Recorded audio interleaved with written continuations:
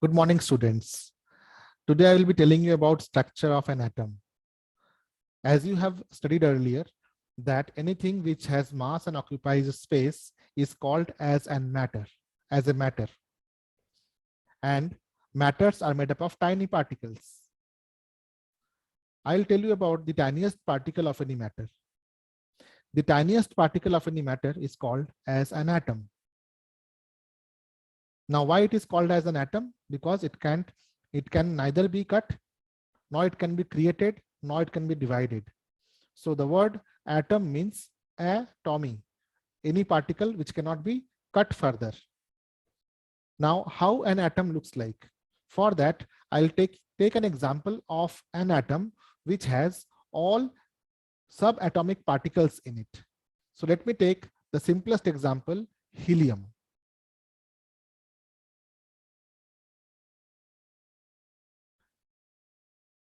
An atom is a spherical body,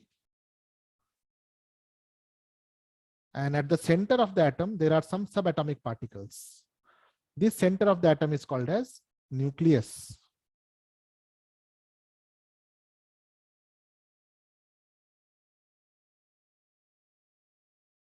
In the nucleus of the atom, there are protons, which are positively charged particles, and neutrons, which are neutral in charge. In any neutral atom, as many positive charges will be there, that many negative particles will be there, and these negative particles are called as electrons, which revolves around a circular path around the nucleus. So the circular path looks like this.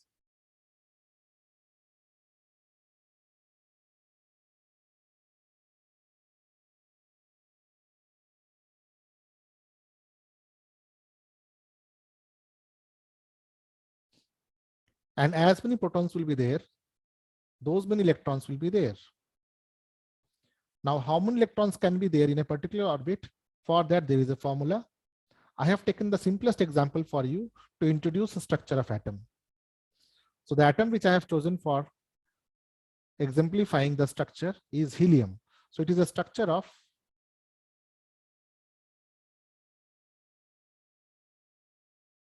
helium atom. Helium atom can be written in short form, which is called as atomic symbol, in which we write He as symbol. In the subscript, we write 2 because there are 2 protons, and number of proton is called as atomic number.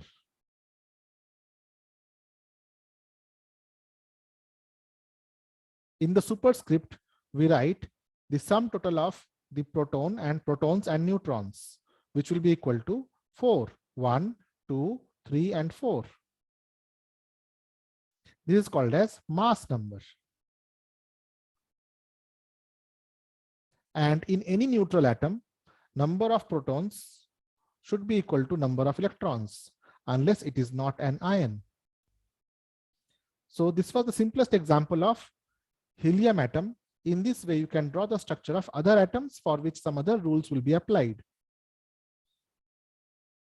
If you take the example of hydrogen, then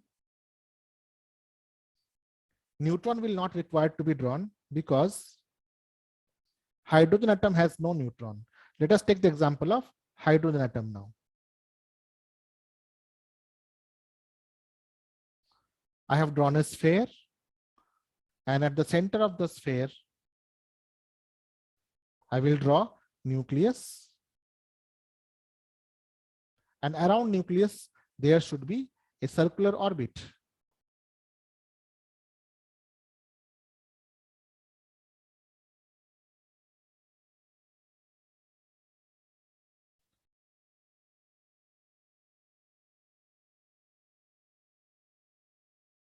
Now in hydrogen atom,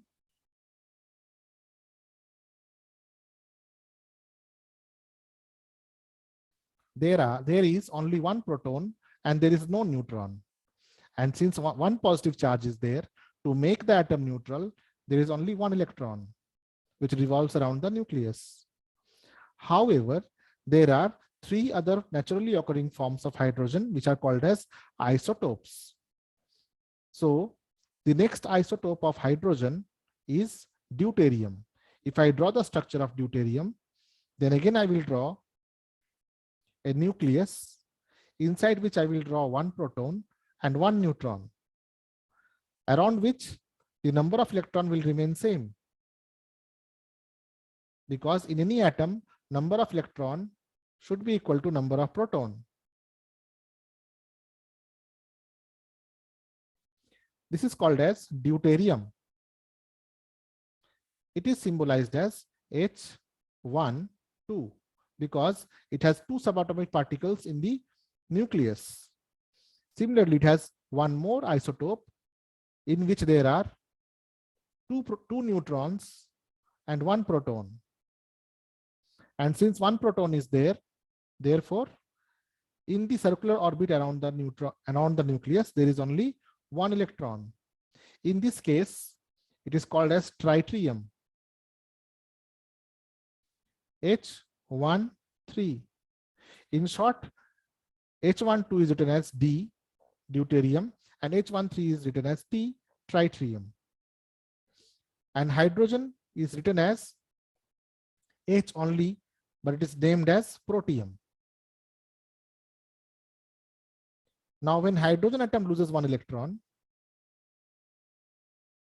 it forms H plus ion, and H plus ion contains no electron, no neutron, and only proton, and hence H plus ion is called as protium.